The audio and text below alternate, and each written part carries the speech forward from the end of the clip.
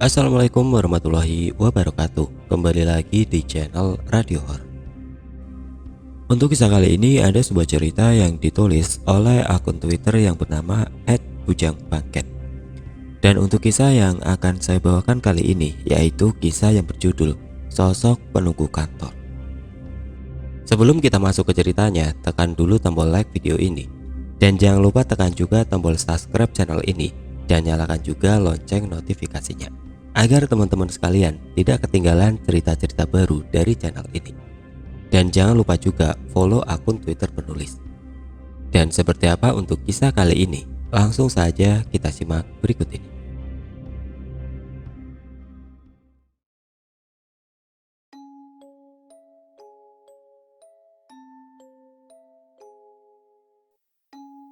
Banyak kantor yang memang ada penunggunya. Di kantor saya juga ada.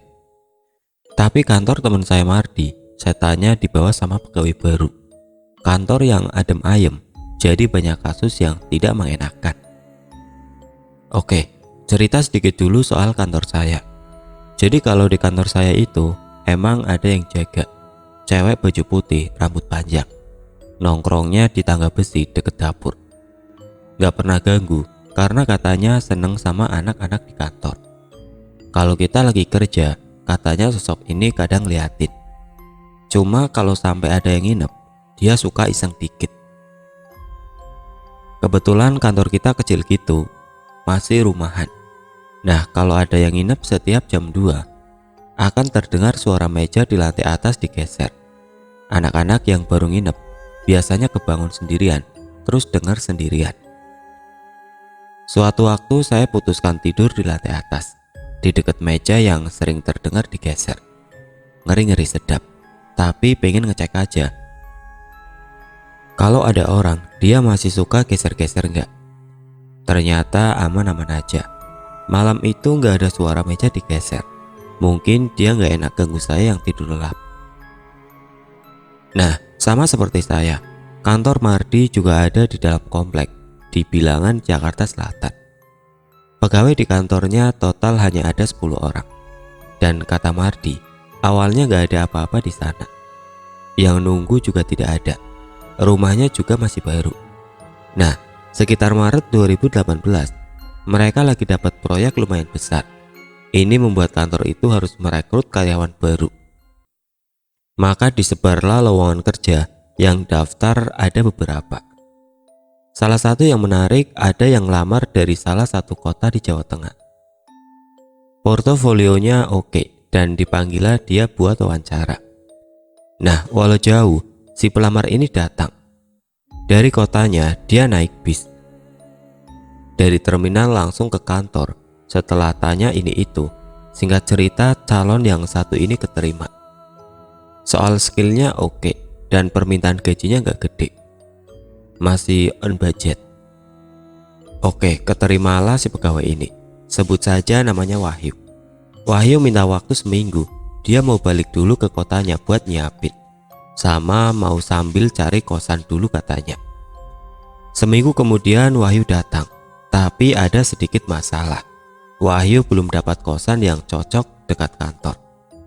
Ada satu kosan yang cocok, tapi ia baru bisa pindah 3 minggu lagi. Nunggu orangnya pindah. Ya sudah, atasan di kantor ngizinin Wahyu sementara tinggal di kantor. Cuma Wahyu harus rela tidur di sofa. Kalau urusan mandi sih, di lantai atas memang ada kamar mandi. Karyawan yang sepedaan kadang menggunakan kamar mandi itu. Nah, kata Mardi, ada sesuatu yang menurutnya janggal sejak pertama kali ketemu Wahyu pas interview. Wahyu punya aroma yang kurang enak. Bukan busuk atau asam, tapi lebih kayak tanah becek. Kira-kira begitu Mardi menjelaskan. Di kantor Wahyu tidak banyak bicara. Sepanjang hari ia cuma di depan komputer. Konsultasi sesekali, lalu balik bekerja. Maklum, masih probation atau masa uji coba. Emang biasanya lebih berhati-hati dalam bersikap. Nah, di minggu kedua mulai terjadi sebuah kejadian yang cukup menarik. Jadi ada atasan mereka yang namanya Pak Wiko. Dia marah sama Wahyu karena sebuah kelalaian. Intinya gara-gara Wahyu, Mereka telat ngasih preview proyek klien. Makanya kliennya songong jadi marah-marah. Habis dimarahin klien, Pak Wiko marah-marah ke Wahyu. Karena setelah ditelisik, salahnya di Wahyu. Dia salah memahami brief. Tapi kalau kata Wahyu, ada teman kantor yang salah jelasin ke dia pas dia nanya. Besoknya, Pak Wiko mengalami sebuah peristiwa mistis. Jadi Pak Wiko sedang cuci tangan di toilet. Terus dia ngerasa ada yang liatin, kayak ada orang lain di toilet. Dia bisa ngerasain kayak ada yang ngelus tangannya. Elusannya itu terasa menjalar ke pundak, lalu ke leher. Lehernya terasa panas. Pak Wiko panik. Ia ambil air keran dengan tangannya dan meminumnya, tapi tenggorokannya terasa seperti terbakar. Terus dia teriak-teriak di kamar mandi. Seluruh kantor kaget dan buka pintu kamar mandi. Pak Wiko berlutut memegang lehernya. Suaranya hilang sama sekali. Mukanya merah dan kayak ada garis hitam lebam di lehernya. Pak Wiko sempat tidak masuk seminggu. Suaranya benar-benar hilang tiba-tiba.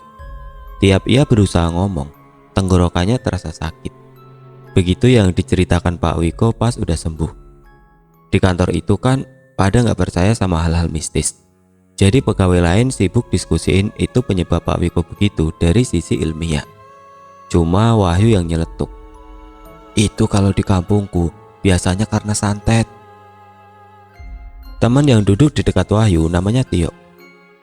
Udah 2018 masih ada yang pakai santet. Pas bayi dikasih makan menyan kali ya, kata Tio. Nah, Tio ini tempat Wahyu sering nanya. Mulutnya emang rada-rada gak ada rem. Kejadian lain terjadi beberapa hari kemudian. Karena ada kerjaan yang delay lagi dikirim ke klien, beberapa pegawai harus lembur. Salah satunya Mardi. Tapi Wahyu kebetulan gak lembur. Sekitar jam 8 malam, pas Mardi turun, dia lihat Wahyu sudah tidur. Lampu bawah dimatiin. Mardi waktu itu pas ngambil minum. Gak enak takut bikin bangun, Mardi ngambil minum dalam keremangan. Selesai mengisi gelas, dia naik lagi. Dan saat Mardi naik ke atas, dia kaget bukan kepala.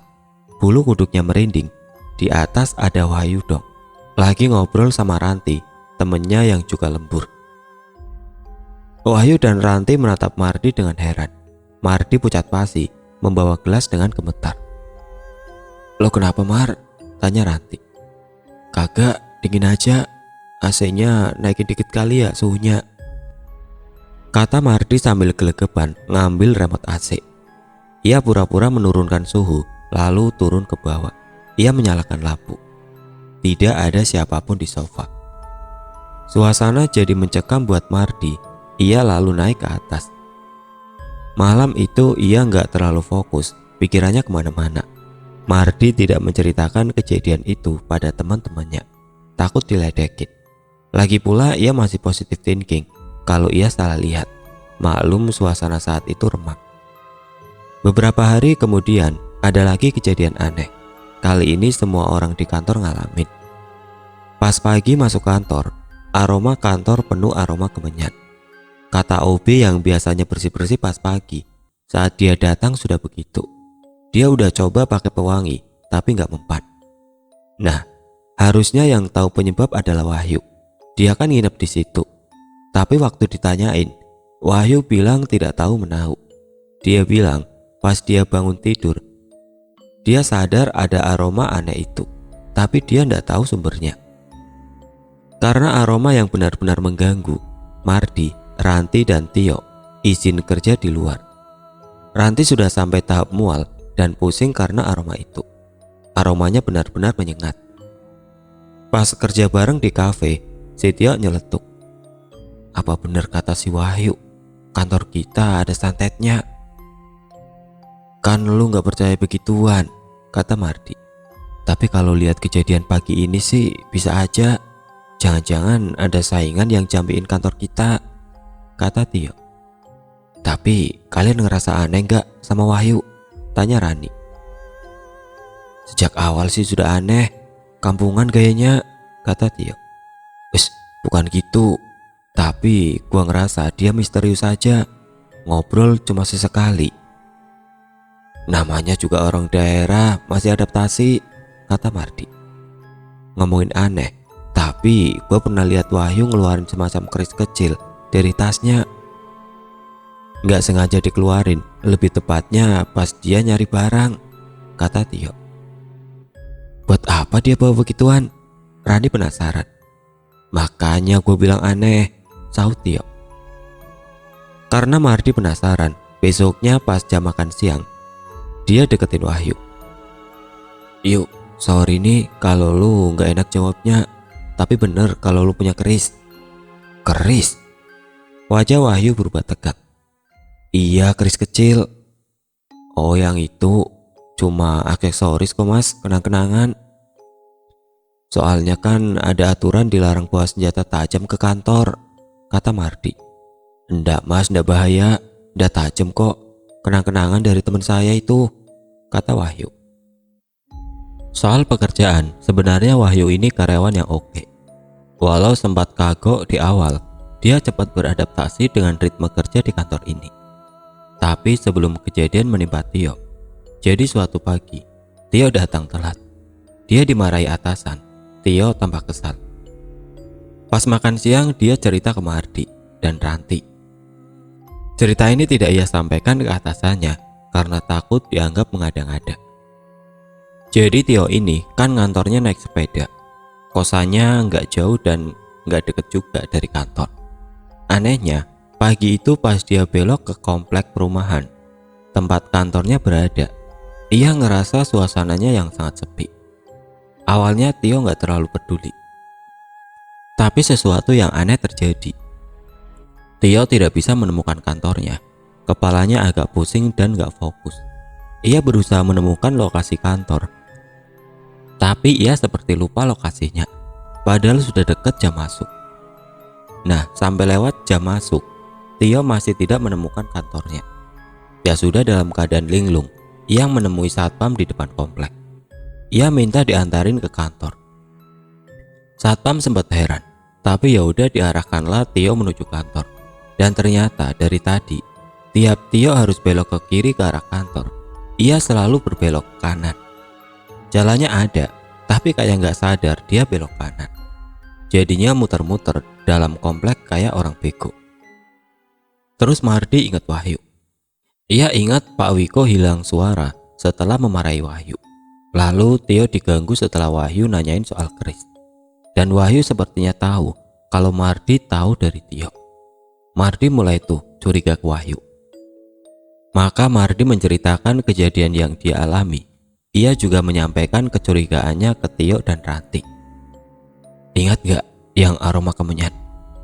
Gimana kalau kita lihat rekaman CCTV pas malamnya? Kata Ranti. Anjir, ya juga, seri Tio. Maka dimulailah aksi penyelidikan Wahyu. Tio meminta bantuan temannya yang memegang akses CCTV kantor. Dicarilah rekaman malam itu. Mardi kaget lihat cuplikan yang dikirim Tio. Sekitar jam 3 pagi, Wahyu membakar menyan sambil keliling semua ruangan di kantor. Ia juga mengacungkan keris kecilnya ke atas. Matanya memejam.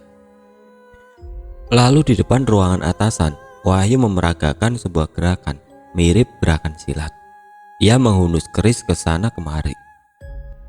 Jelas ini gak benar, kurang ajar si Wahyu, kata Tio. Kita mesti lapor ke atasan, ini ada buktinya, kata Mardi. Besok harinya baru mereka melapor ke atasan. Kebetulan Pak Wiko sudah masuk. Mereka menunjukkan video itu. Semua kaget. Sialan, ternyata dia yang ngusilin saya, kata Pak Wiko geram. Siangnya Wahyu dipanggil menemui atasan. Mardi bisa mendengar Pak Wiko teriak-teriak di depan Wahyu. Dari kaca ruangan, mereka juga melihat Pak Wiko menunjuk-nunjuk wajah Wahyu. Wahyu keluar dengan wajah lesu. Ia memandangi Tio dan Mardi. Lalu ia merapikan mejanya dan mengemasi tasnya. Mas Tio, Mas Mardi, saya pamit, kata Wahyu. Ia lalu turun dan mengemasi barang-barangnya yang lain. Dia diusir siang itu juga. Mardi sempat merasa bersalah, tapi itu pantas untuk orang sesat seperti Wahyu. Masalahnya tanpa Wahyu, pekerjaan kacau. Malam itu mereka terpaksa lembur. Pak Wiko, Mardi, Ranti, dan 2 karyawan lain harus menyelesaikan pekerjaan walau harus bergadang sampai dini hari. Pukul 1 dini hari, tiba-tiba ada riuh di bawah. Suara barang-barang jatuh. "Ranti, tolong dicek," kata Pak Wiko. Ranti lalu mengajak satu teman lainnya turun. Enggak berapa lama berselang, mereka naik dengan wajah pucat. "Kenapa, Ran?" tanya Mardi. Mereka tidak bicara, hanya menunjuk ke bawah. Mardi bergegas melihat ke bawah. Di depan tangga, sesosok pocong dengan muka menjijikan tampak menyeringai. Lalu terdengar tawa di penjuru kantor. Di belakang Mardi, 4 orang lainnya melihat pemandangan yang sama. Sebuah pengalaman horor yang kolektif. Lalu Pak Wiko adalah orang pertama yang lari ke pintu menuju balkon. "Tolong, tolong," serunya. Ia berusaha membuka pintu namun terkunci. Ranti berlari menyusul menyambar kunci dan diikuti Mardi dan 2 karyawan lain. Pintu terbuka. Di depan pintu, sosok pocong tadi menyeringai. Aromanya busuk menyengat. Kepala Ranti pusing disusul muntah. Mardi menarik tangan Ranti. Kedua karyawan lain kabur bersembunyi di kamar mandi. Keduanya berteriak lalu disusul hening. Sementara itu Pak Wiko sibuk melempar apapun di meja ke arah pocong yang terbang mendekat. Wajah pocong tepat di depan wajah Pak Wiko. Ranti dan Mardi kembali ke arah tangga. Mereka lari ke bawah dan hendak membuka pintu. Saat pintu dibuka, Wahyu ada di depan pintu. "Mas, Mbak, permisi, ada yang harus saya selesaikan di sini," kata Wahyu. Ia masuk ke dalam melewati Mardi dan Ranti. Mardi dan Ranti mengikuti Wahyu lari ke atas. Pak Wiko menggelepar-gelepar menjulur lidah di lantai. Suaranya serak. "Mampus kalian semua." Wahyu datang mengangkat keris kecil. "Mau ngapain lo?" seru Mardi hendak menahan. Wahyu menempelkan ujung keris ke jidat Pak Wiko. Ia menggeser ke arah hidung melalui antara 2 mata. Mata Pak Wiko melotot, kemudian Pak Wiko menganga. Keris diarahkan ke mulut, lalu diangkat ke atas seperti mencabut sesuatu. Pak Wiko terengah-engah lalu muntah. "Pak Wiko cuma kesurupan," kata Wahyu sambil menyarungkan kembali kerisnya. Lalu ia berjalan hendak turun. "Permisi, saya pamit." "Bentar, sebenarnya apa yang terjadi? Kenapa lo masih di sekitar sini?" tanya Ranti. "Dari tadi pagi saya ngerasa energi yang besar, Mbak, di sekitar sini. Saya sudah jelaskan ke Pak Wiko kalau ada yang ngirim sesuatu ke sini. Kita diusili. Sejak wawancara, saya lihat ada yang tidak beres." "Menyan itu?" tanya Mardi. "Iya Mas, itu saya coba lindungi kantor ini. Saya mau ngomong, tapi orang sini pada nggak percaya gaib. Saya ini dari kampung, nggak asing sama ginian," kata Wahyu. "Saya sudah coba jelaskan ke Pak Wiko, tapi saya dituduh macam-macam. Yowis, siapalah saya? Saya itu punya kemampuan turunan. Saya merasa bertanggung jawab buat bantu kantor ini," kata Wahyu. Maka Mardi meminta Wahyu tidak pergi. Mereka memeriksa 2 karyawan di kamar mandi yang tampak pucat baru sadar dari pingsan. Besoknya baru deh diomongin semuanya. Kalau kata Wahyu, bisa jadi ada saingan yang iri sama kantor ini. Makanya kirim yang aneh-aneh. Apalagi mereka lagi pegang proyek penting. Tapi kata Wahyu, gak perlu terlalu khawatir. Soalnya Wahyu bisa ngebendung serangan. Kalau sosok yang dilihat Mardi tidur, Wahyu bilang itu Jim kodamnya. Oh ya, Wahyu akhirnya balik kerja di kantor itu, walau cuma 6 bulan, karena harus balik kampung. Tapi keberadaan Wahyu jadi pengalaman menarik buat orang-orang di kantor. Terus Wahyu bilang dia ninggalin penjaga di kantor itu. Nah, kata Mardi, dia bisa saja cerita di akunnya, tapi ada beberapa pertimbangan. Yang pertama, kasihan sama yang punya rumah, soalnya itu rumah sewa. Yang kedua, takut bikin nama kantornya jelek. Kantor anak milenial, masa percaya santet dan sesetanan. Ntar klien kabur. Kalau saya yang ceritain aman, soalnya orang-orang gak bisa nyari tahu apa kantornya. dan di mana rumah yang dijadiin kantor itu. Oh iya, lupa. Itu si Wahyu yang punya kemampuan paranormal itu di kantor kerjaannya ngodik. Anak IT dia, sungguh berlawanan kan.